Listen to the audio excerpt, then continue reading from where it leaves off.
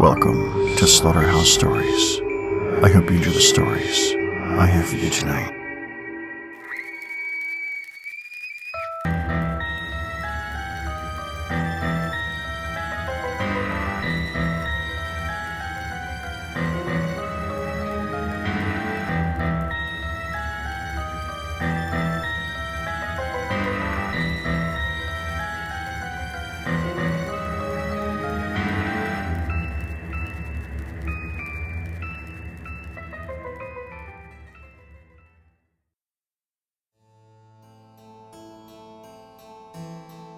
Hello to all you things that go bump in the night.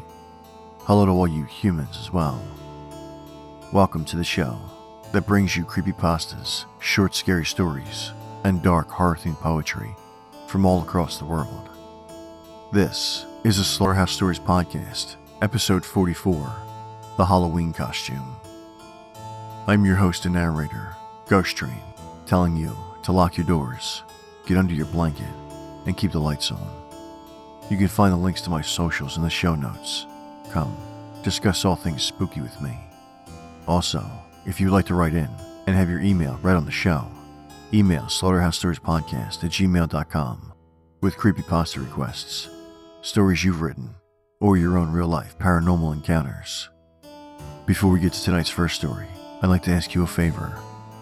If you're enjoying the show, please head over and leave a review through iTunes and help spread the word to your friends, family, the costume stranger standing by your bed, whomever. Tell them, be a listener, not a victim. Now, let's get spooky.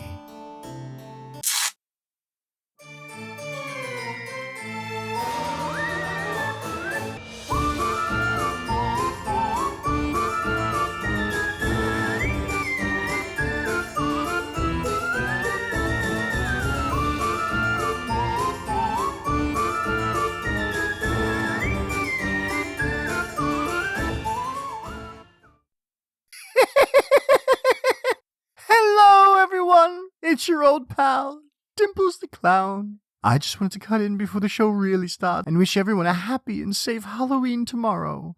And if you're walking around the streets of Philadelphia, keep your eyes open and you just might see me and a couple of my helpers joining in on the trick-or-treating fun. Of course, I'm not sure whose face I'll be wearing yet, but we'll see. Until then, this is Dimples saying, I can't wait to wear your face.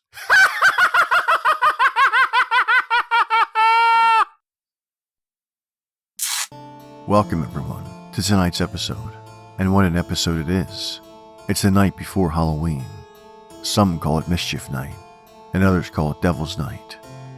But this year, I just call it another Slaughterhouse Saturday. But, since it is right before the spookiest day of the year, I have a very packed episode for you, featuring 4 Halloween-themed stories. And when we make a trip to open mic night, there will be 4 Halloween-themed poems. Plenty of stories and rhymes to get you ready for Halloween night. And remember to all you ghosts, vampires, monsters, and more, the humans can't tell the difference between real blood and fake blood. So get your motherfucking spooky on. Because remember, the Christians may have started Halloween, but it belongs to the evil ones, the dead, the demonic. It belongs to us. And before we get to the stories, it's easy for people to celebrate Halloween and then move on. But I think it is just as important to wish everyone that celebrates it a very happy Dia de los Muertos, or Day of the Dead. Yes, I am aware I cannot pronounce Muertos for shit. Thank you for letting me know. But it is an amazing holiday that has some of the most beautiful traditions and colors. So please, pay your respects to that holiday as well. Now, Sharpen your claws and knives. Brush your fangs. Pick out your favorite human to snack on. Or if you're human, I guess, I don't know, a pretzel? Put the whole bowl of candy on the step to avoid interruptions, and let's begin tonight's episode. The first story, about Emma and Veronica, two young girls who decide to have a Halloween sleepover since Emma's parents are away for the weekend. By the end of the night, the girls are ready to settle in for some sleep, but then panic overtakes one of them. What's going on?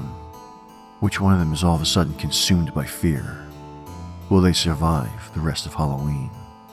Lean back, relax, and find out as you listen to Come On, Let's Go.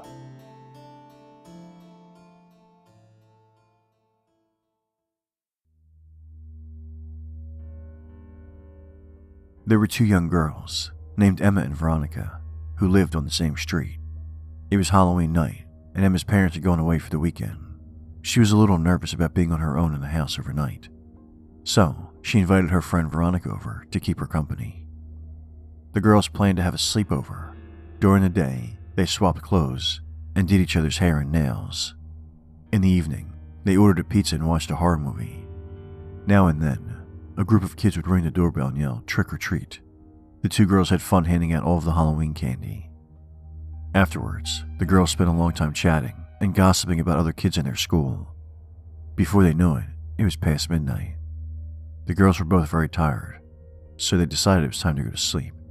Emma got in her own bed, while Veronica had to sleep on a futon on the floor. The room was completely silent, and Emma was gradually drifting off to sleep. Just then, Veronica sat up and began shaking her friend. "Come on, let's go downstairs and get some ice cream," she said loudly. Emma was very sleepy and muttered, "I'm not hungry." "Well, I am," replied Veronica. "Come on, let's go downstairs." Emma turned over in bed. "There's no ice cream in the freezer," she moaned drowsily. "We ate it all." "Then, let's go to the store and buy some," said Veronica. "I don't want any," mumbled her friend. "You go on your own." "No, it's not safe to walk alone at night," Veronica whined. "Come on, let's go." Emma laid in bed and tried to ignore her. "Please, Emma." Veronica started crying. "Please, I really want some ice cream." Tears were streaming down her face. Emma was exasperated. She was sick and tired of listening to her friend whine. "Oh my God, Veronica, okay, she shouted. "If it's that important to you, then I'll go to the shop with you. Just calm down." The girls quickly got dressed and put on their coats. As soon as they left the house, however, Veronica grabbed her friend's hand and started dragging her in the opposite direction. "This isn't the way to the store," said Emma. "Shh," hissed Veronica. "We're going to the police station." When I looked in the mirror, I saw a man with an axe, hiding under your bed.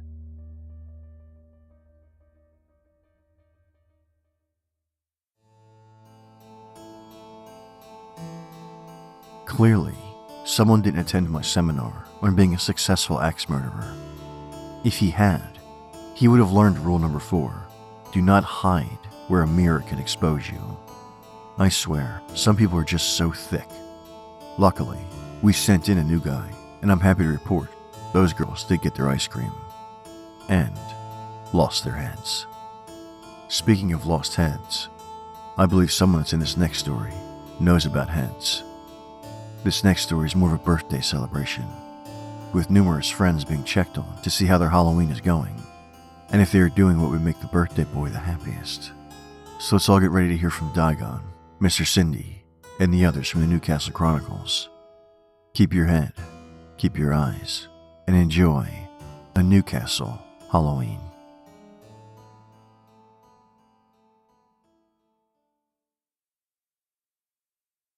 Morningstar. My favorite night of the year. The time when all my friends and helpers can roam the streets and no one even takes a second look. Maybe I should take a peek and see what they are all up to. Paul the caller. Hello again, Paul. Wrong number again. Oh, geez. Sorry about that, buddy. We'll just pretend it's a spooky prank call. Maybe I'll give you a call by accident later on after trick-or-treating. Sounds scary. Maybe I'll just accidentally FaceTime you instead. Ooh. Oh, that would be funny. Digon from Newcastle Road. My name is Digon, and tonight is just another night for me. Another accident on Newcastle Road. Kind of my way of trick-or-treating. The trick is knocking cars into walls and tearing the cars apart.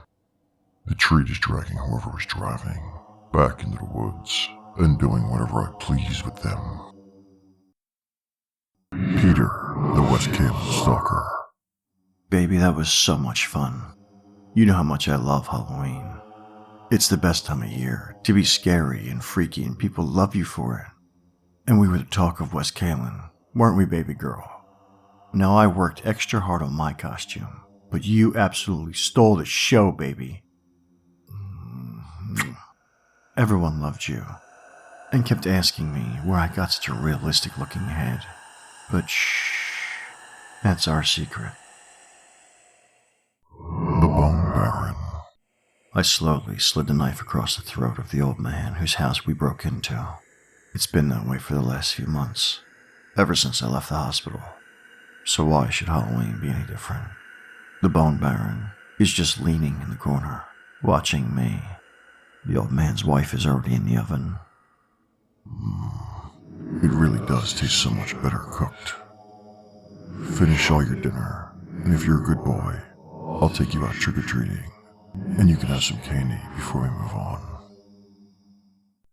Here's Dimples. Oh, I so love birthday parties that fall on Halloween.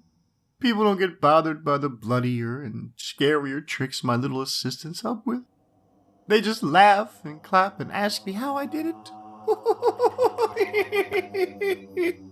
But they never believe me when I say the little assistant is actually crushed and dead inside the little vanishing tube.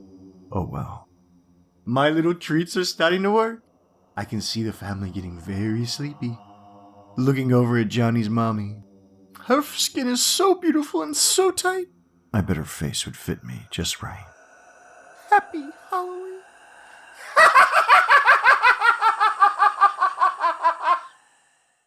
A visit from Mr. Cindy. Wow, Patrick, we had so much candy tonight. I sure hope Mom doesn't throw the good stuff away. I know, Gavin. She always gets paranoid on Halloween, like monsters are really gonna get us. I know, right? Although, did you see that one guy or lady or whatever it was? What are you talking about? He was over by the alley in front of Billy's house. He had that pink dress on. He looked scary. Not as scary as the kids with him, though. They looked like they had no eyes. It was creepy. Wait, pink dress and kids with no eyes? Do you know who that was? Mr. Cindy. Time for you to come with me and my children. Time to join the family. But first, I need those eyes. Happy Halloween, and happy birthday, Jesus Morningstar. That is the best birthday present I could ask for. All of them doing my father's good work. Yes, that's right. My birthday is on Halloween. I don't know where that Christmas bullshit came from, but definitely the best birthday ever. This is Jesus Morningstar, saying Happy Halloween.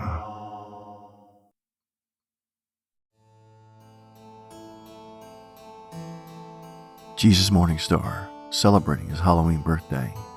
I hope your day is filled with screams and bloodshed. And it was so nice to hear from the crew and find out that they're all doing so well and remembering to honor the Son and serve the Father. Forever we shall serve. While the crew is off celebrating with cake and severed limbs, let me give you this week's recommendation. This week, for my Halloween-themed recommendation, is the movie Trick or Treat. The movie that introduces us to our little pumpkin-headed friend, Sam. Interwoven stories demonstrate that some traditions are best not forgotten, as the residents of a small town face ghosts and goblins on Halloween. Tales of terror reveal the consequences of extinguishing a jack-o'-lantern before midnight, and a grumpy hermit's encounter with a sinister trick-or-treater. once you're finished on Halloween, settle in and watch Trick or Treat. Now that I've given you this week's recommendation, let's take a trip down to open mic night at Beelze Pub.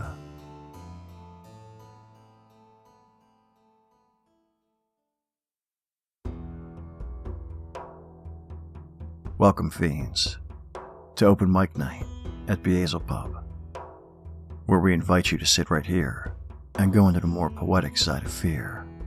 Poems of murder, creatures, and ghosts. All the things that scare you the most.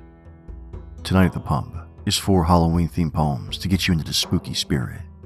All 4 poems are in honor, praise, and celebration of Halloween, the spookiest night of the year. Talking about what awaits us on this night and making sure we're ready for the weird and scary things we'll see. Enjoy your Halloween-themed drinks, listen to the rhymes, and enjoy It's Halloween by Jack Perlutsky, Halloween by Harry Ben, This is Halloween by Dorothy Brown Thompson, and Spooky Halloween.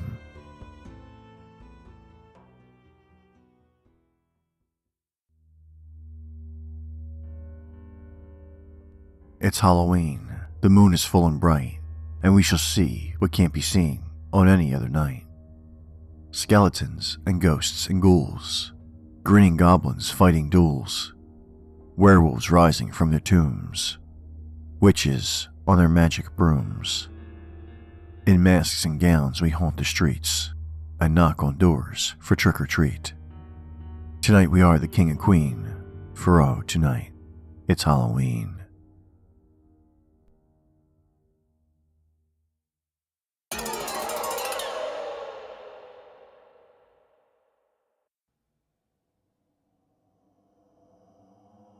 Tonight is the night when dead leaves fly like witches on switches across the sky, when elf and sprite flit through the night on a moony sheen.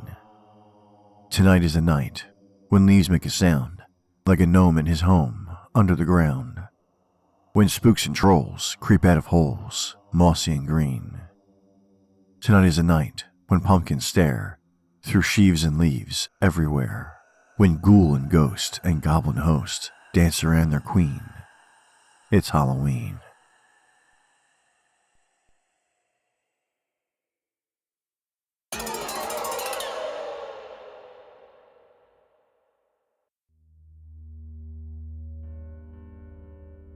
Goblins on the doorstep, phantoms in the air, owls on witches' gateposts giving stare for stare. Cats flying on broomsticks, bats against the moon, stirrings round of fake cakes with a solemn spoon. Whirling apple parings, figures draped in sheets, dodging, disappearing, up and down the streets. Jack-o'-lanterns grinning, shadows on a screen, shrieks and starts and laughter. This is Halloween.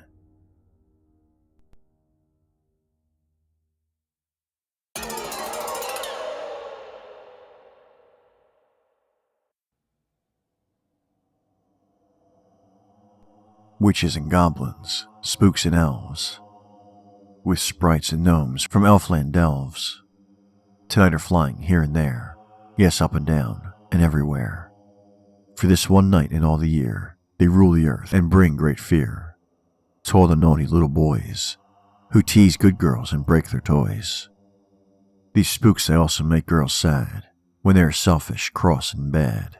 So when it's dark, bad boys and maids, they see these awful, fearsome shades, and that is why with covered heads, they trembling lie in their warm beds.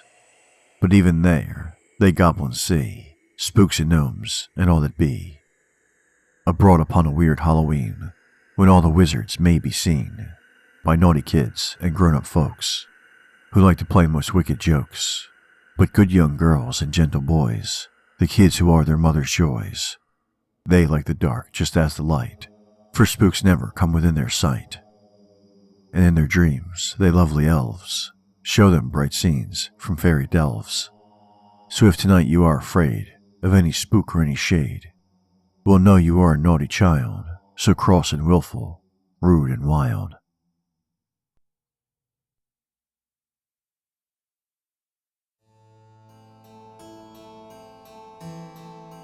4 Halloween-themed poems at open mic night. It certainly has me excited to get out there and celebrate with the other ghosts, goblins, and all manner of evil. It reminds me of this fun game we play every year, where we see who can collect the most kidneys from living humans. The winner only gets bragging rights for the whole year, but it's so worth it. I haven't won in like 3 years, so you best believe I'm going all out this year. So, just in case I visit you, sorry in advance. And look on the bright side, you have 2 kidneys. But for legal reasons, let's forget I said anything and leave the pub behind. Make our way through the crowd of tiny costumed humans and make our way back home. Now that we're all settled in, let's get to the next story. This one introduces us to Robert, a young man who is driving home from work and admiring the Halloween decorations he sees along the way, when suddenly he loses control of his car and ends up in a ditch. Needing to get a tow truck and realizing he left his phone at work, he approaches a house to get some help. But that's when things begin to get very strange. Is Robert okay? Does he free his car from the ditch? What strange things begin to happen? Let's find out together while you listen to Halloween Props.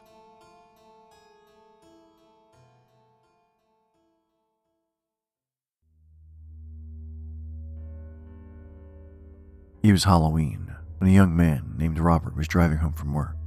Every house he passed was decorated with Halloween props, like carved pumpkins, plastic skeletons, black paper bats, and witches on broomsticks.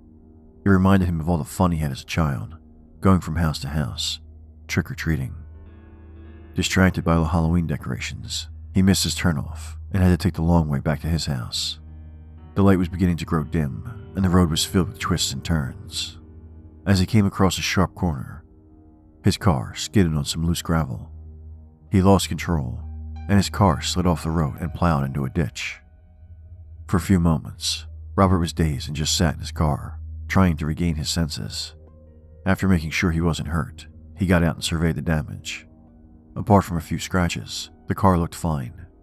The problem was that the car was stuck in the ditch, and the rear wheels were raised a few inches from the ground. He would have to call a tow truck.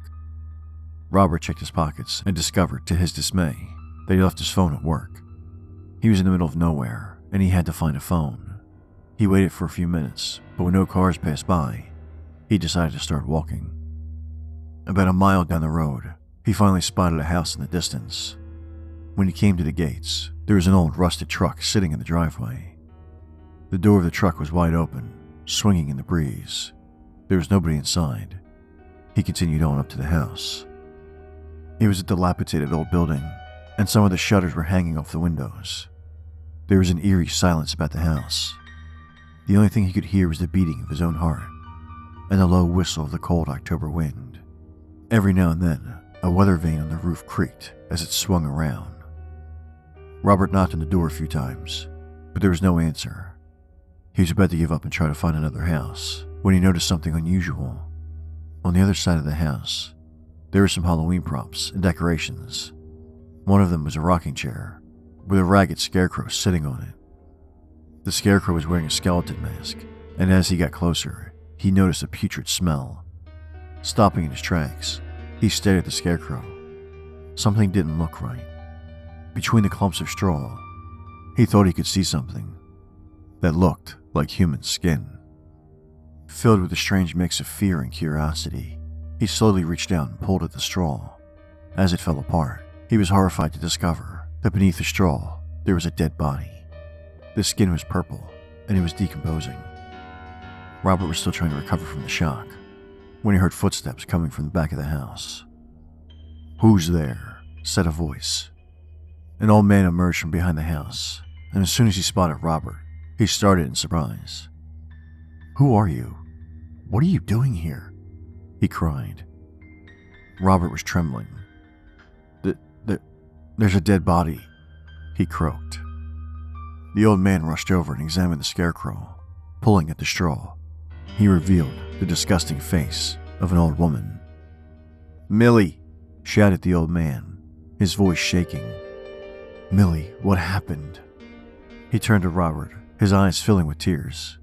"Help me carry her into the house," he cried. Robert didn't know what to do. The man lifted her by the shoulders and Robert picked up her feet. Together they carried her up the front steps and into the house. They brought her into an empty room and laid her body down on the cold wooden floor. "Stay here while I go call the police," the man shouted. Before Robert had a chance to reply, the old man was hurrying down the corridor. Robert stood there, still shaking, staring down at the dead woman laying at his feet. After a while, he looked around and realized that there was no furniture. The house seemed to be completely bare, and it was covered with cobwebs. There weren't even any light bulbs in the fixtures. He waited and waited, but the old man never returned. After 20 minutes had passed, he decided to try and find the old man. As soon as he walked out into the corridor, he saw the phone. It was lying on the floor at the end of the corridor, and the line had been ripped out of the wall. With a growing sense of unease, he cautiously explored the rest of the house. There was no sign of the old man. Robert began to panic and ran out the back door. He didn't know where he was going. He just kept running. After about a half hour, he came to a small general store that lay on the side of the road. Bursting into the shop, sweat pouring down his brow, he begged the shocked young woman behind the counter to call the police. She asked him what was wrong, but he was so out of breath that he couldn't answer her. Exhausted from all the running, he sat down on the floor and tried to calm himself down. When the police arrived, Robert told them what had happened and directed them back to the old dilapidated house. Police officers went into the house and spent 20 minutes searching it from top to bottom. They didn't find anything. There was no dead body and no old man. The house had been vacant for years. The truck in the driveway had been abandoned almost a decade ago. Robert kept insisting that he had seen the dead body with his own eyes. He gave a description of the old man to the police, but it was clear they didn't believe him. A few days later, Robert went to the police station and asked if they had come up with any information about the old man. The police officer gave him a strange look and said, "Actually, we did. We checked the property records to see who owned the house. Then we did a little asking around." "That's great," Robert said. "And what did you find?" "Well, there was an old man who used to live in that house. Seemed like he fit your description. He had a wife too. She disappeared and nobody heard from her again. Some people suspected he murdered her and buried her in the yard, but there was never any real evidence. Just a lot of loose talk and rumors spread by the locals.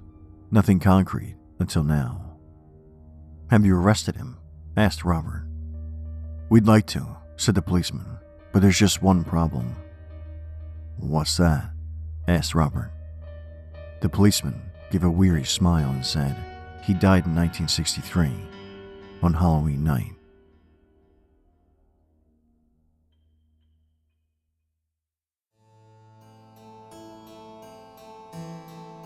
Well, Robert, thank you for your help with moving the body. Hopefully, all ghosts can find a human to help them cover up their crimes. I know I could use one. Bodies are pretty heavy after all. Not that I need to hide any bodies or anything. That would be ridiculous, right? Right? Anyway, let's leave this conversation and helpful Robert behind and get ready for the last story of tonight's Halloween-themed episode. This one about a young girl who sadly finds herself sick on Halloween and stuck listening to her family having a Halloween party downstairs. She's so bored and just can't do anything.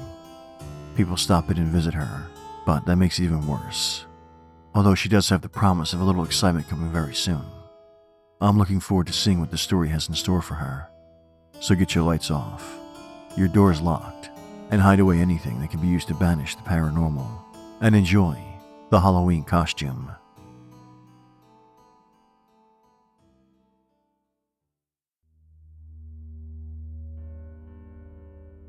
She was 10 years old, and she was sick with a fever. It was Halloween. The doctor had given her mother strict orders to see that she stayed in bed. She lay there, listening to the faint laughter coming from downstairs. It made her feel so sad and left out. There was a Halloween party going on downstairs, and she was missing all the fun. Her cousins were there, and her uncle was the host. He was always the life of the party. She imagined him telling stories and arranging the games. She wished she could be down there too. It had been a long time since anyone visited her. Earlier in the day, her cousins had poked their heads in the door and said it was a shame that she was sick and would have to miss the party. That only made her feel worse. She felt like everyone had forgotten about her. She was tired of reading, and there was nothing else to do. It was dark outside, and the lamp was very dim. She just lay there listening and staring at the ceiling. She listened as the old house croaked and groaned. It gave her the chills. She wished there was more light in the room. Dark shadows gathered in the corners of the room. She wasn't one of those people who believed in ghosts, but still she hoped she never saw one. She had heard footsteps coming up the stairs. She listened as they came down the hallway and stopped outside her door. Somebody knocked. "Come in," she called.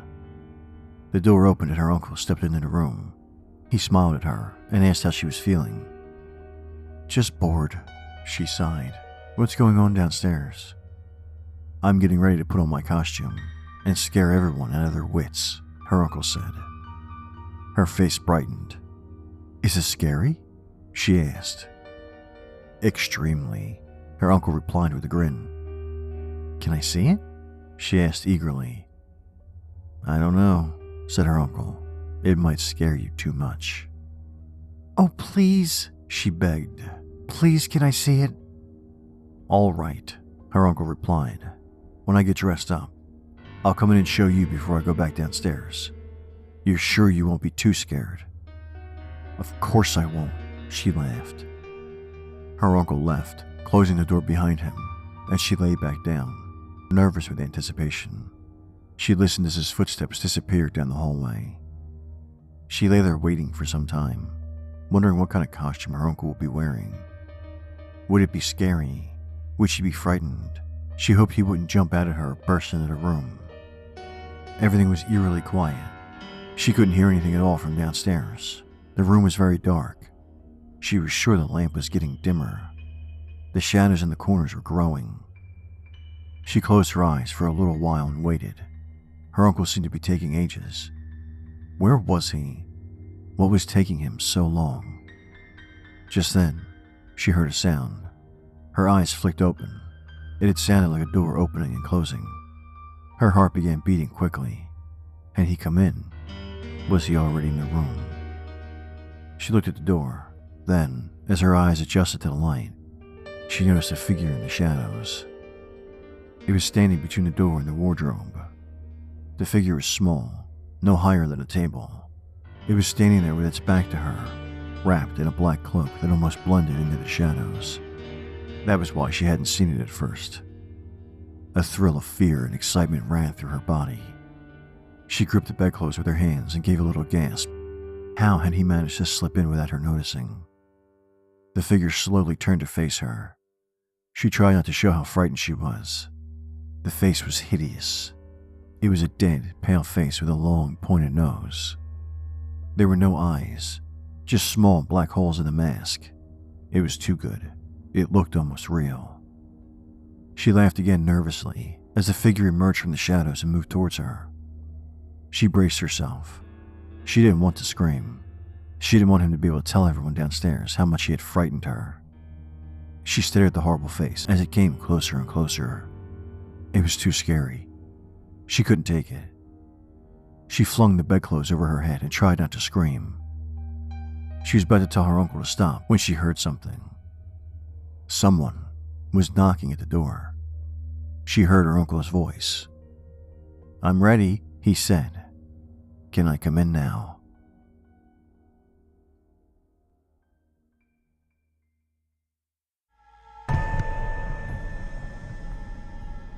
What a nice guy. Just trying to bring joy and excitement to a sick little girl. I bet you guys are going to treat him like the villain. Of course you are. You humans are so cruel. At least he tried to help her. You humans just left her alone, so sick and so bored. Shame on you. I loved the Halloween theme all throughout tonight's episode, and I hope I helped make your mischief night, or your Halloween, a more frightful and terrifying experience. But now I believe there's enough scares for this week. I hope you will join me again next week for more stories that are sure to keep you afraid during the day and awake at night. Thank you for listening. I hope you enjoyed the stories that I had for you tonight. Then until next time.